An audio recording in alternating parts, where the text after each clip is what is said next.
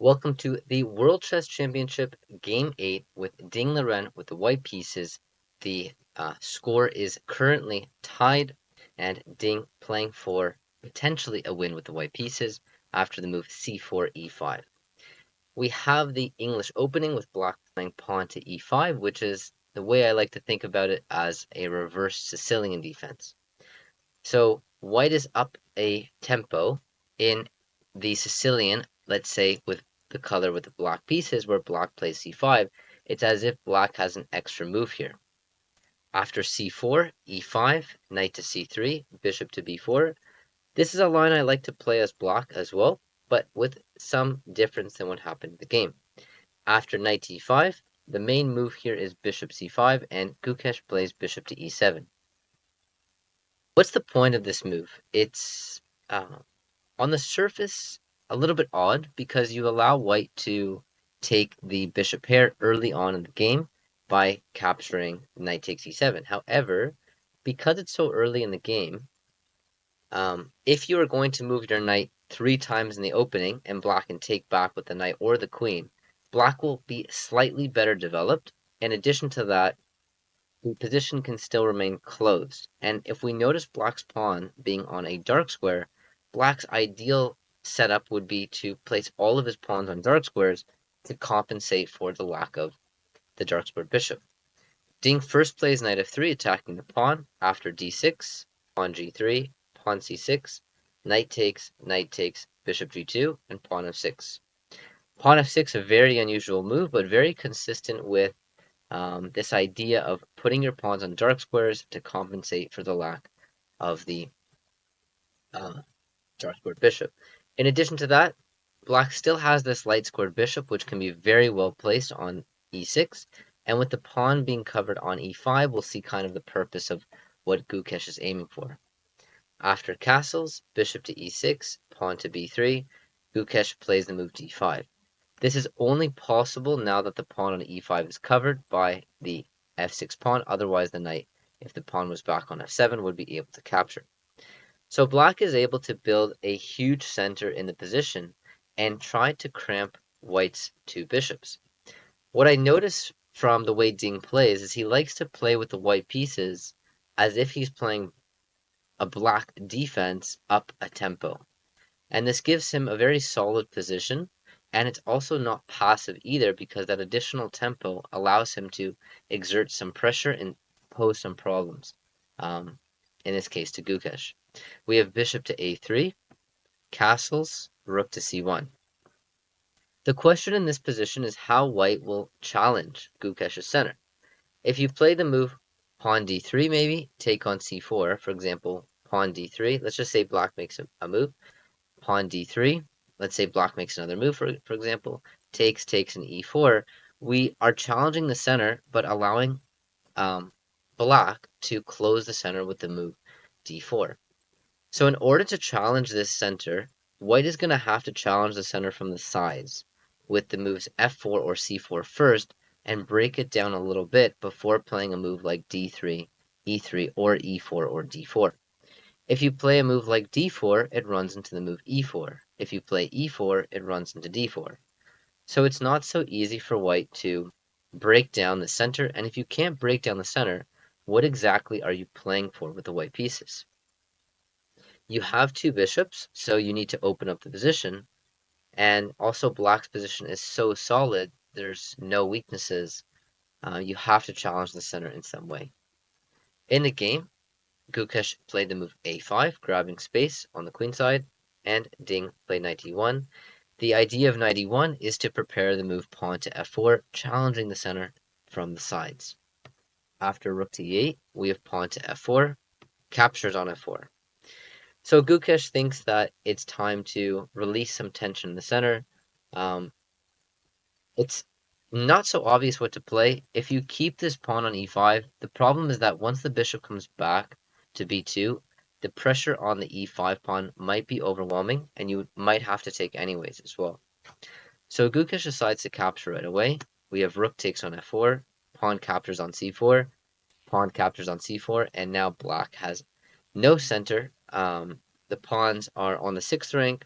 covering the center from the distance, but it is white who has the ability to push the pawns in the center and grab center control, to restrict black, to push them back, to dominate their pieces. And it's quite interesting that Gukesh went for this with black. We have knight to g6, rook to e4, knight to a6, and knight to c2. Queen to c7, knight to d4, bishop f7, and pawn d3. What are the plans for black and white in this position? It is really not so obvious. Black has no pawn breaks, like f4 is not going to activate black's pieces. Pawn c5 creates a weakness on the b5 square. Maybe pawn b5 is going to be black's plan, but then again, it's lined up with the rook. So after white takes, you cannot take back with the pawn. Black lacks the two bishops, and the knights also don't really have any good outpost squares. Actually, the knight does have this great outpost square on the e5 square, and maybe this is going to be an important stabilizing piece. It puts pressure on the c4 pawn, which stops white from expanding with the move pawn d4, as the bishop and the knight put pressure on c4. Okay, white's plans. White wants to continue to slowly push in the center to expand. White is also having a very flexible pawn structure, and they can maneuver and sit and wait and find the right moment to strike. Gukesh plays knight to e5. We have knight to f3, offering a trade and trying to get rid of black's strongest piece, this knight in the center of the board, which is stopping white again from pushing this d4 pawn and then maybe potentially d5. After knight to d7, Gukesh keeps the knight on the board. He keeps the knight on the board, I think, for a few reasons.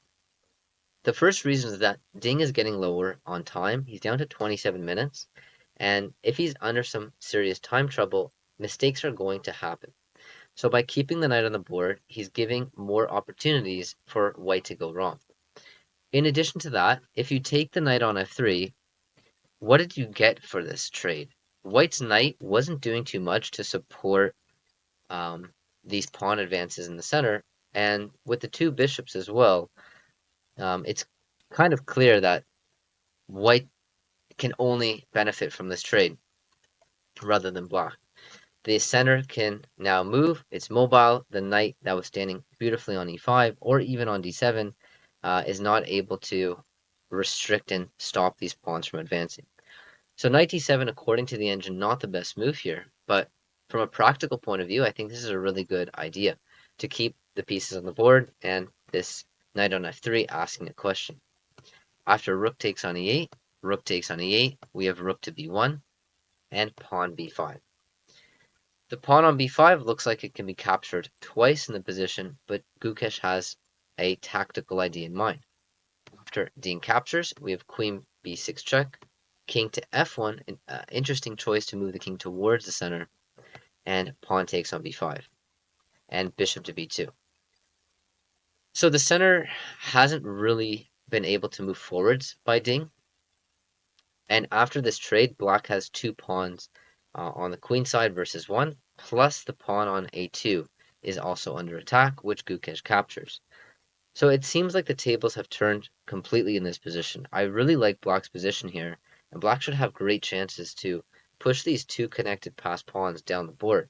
The queen's also in a perfect position to help support these pawns, and black also has pieces on the queen side already.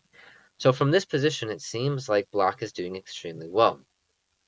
After bishop d4, black played the move knight c5. And I really, really dislike this move. Putting your knight in a pin and not allowing your pieces to move freely. As a general strategic rule, this should be avoided pretty much 99% of the time. You don't want to ever put your pieces on squares where they're pinned. In this case, Gukesh plays the move knight c5. Otherwise, the knight on a6 doesn't serve a purpose. And at least from the c5 square, it's back in the game. Maybe the queen gets out of the pin, and then black can use the knight to go to a4, maybe try to trade off this bishop, or once the bishop's gone, play knight c3, or play the move knight c5, maybe knight b3, trying to force the bishop away, or to support this bishop coming to the b3 square one day. So it makes sense to bring the knight back in the game. Unfortunately, it was the wrong knight to do it, and in general, I don't like putting the pieces in pins. The best move was knight on d to c5.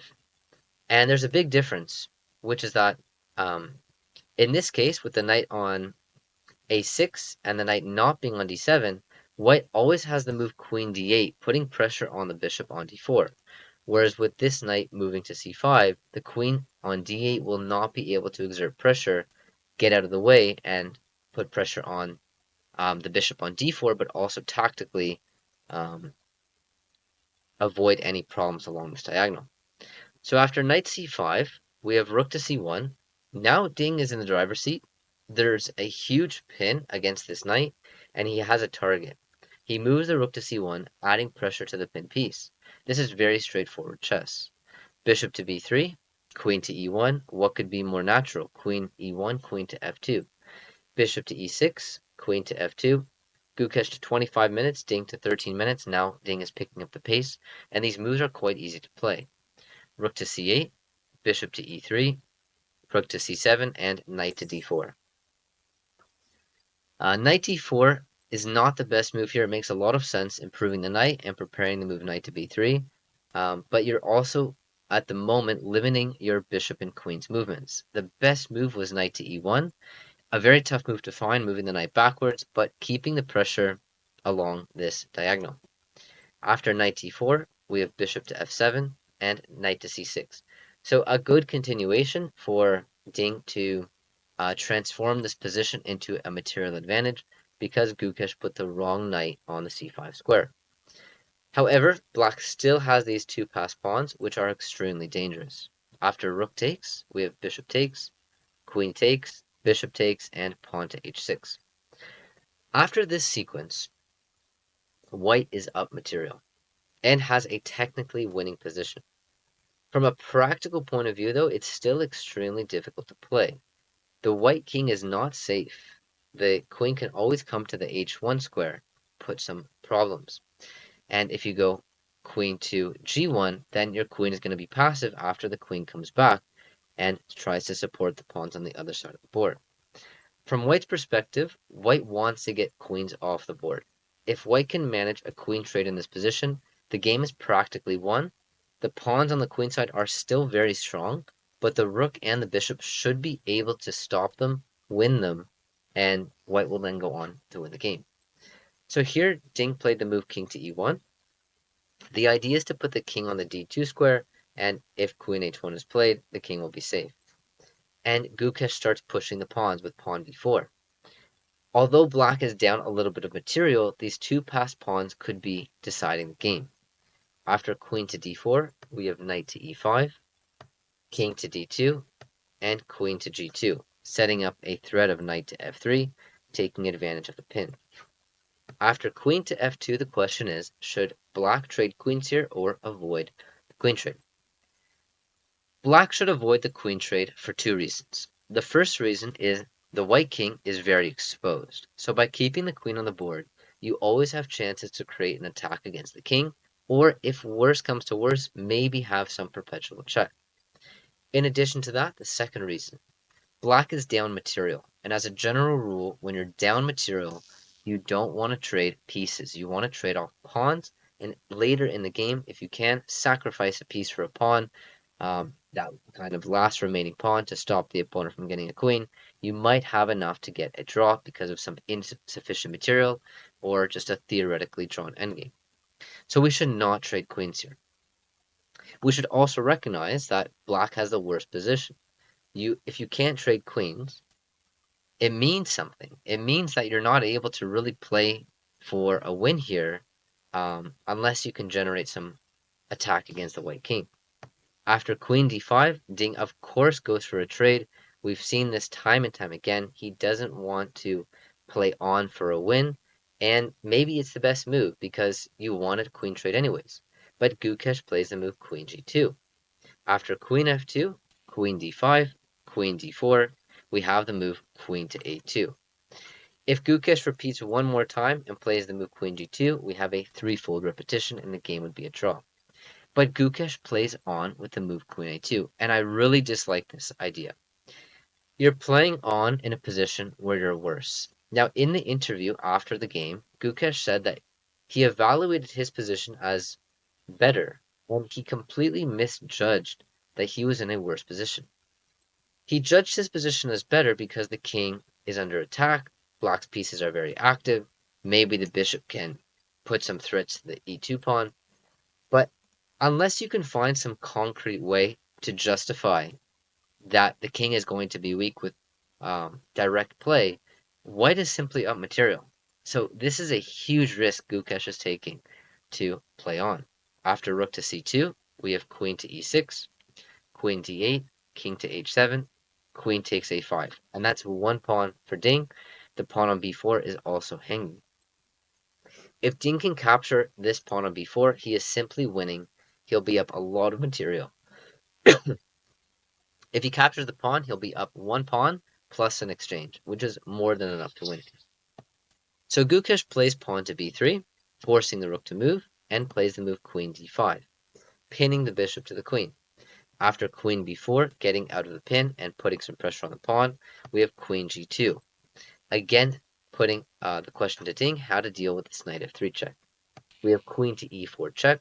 Ding finds nothing better than to trade the queens, but at the cost of running into a tactic and at the same time doubling the pawns. You have to take here, white has to take back, and after pawn b2, the rook has to move, rook to b1, and bishop to a2. Gukesh finds a nice way to get in a draw position. After rook takes, we have a check, and we have a draw. The game finished in this position. If you take, the bishop will move, and we have 4 pawns versus 3, but it's an opposite colored bishop endgame, and both players recognize this and agree to a draw. So a really fun, wild, and exciting match, and it's interesting that Ding is able to get a lot of play with the white pieces playing up a tempo with a defensive setup, kind of playing as black. From Gukesh's perspective, he had a huge center, and then he broke it down by capturing white's pawns from the center to the side, at which point Ding had a large center. And at that point, it was up to Gukesh to find the most critical move and moment. And just going back, if he had played the move knight on d to c5, allowing the queen to put pressure on the bishop and get out of the pin, I think this would have been a completely different game. The engine says that black has a clear advantage here. So this is a theme that we're seeing again and again. Gukesh had a much better position yesterday with the white pieces, if not a winning position technically. And we have a winning position, or a practically very simple position, if you find this move knight c5. The pawns are just marching up the board. Unfortunately, Gukesh wasn't able to put away the game today. He wasn't able to put away the game yesterday, but he is getting great positions.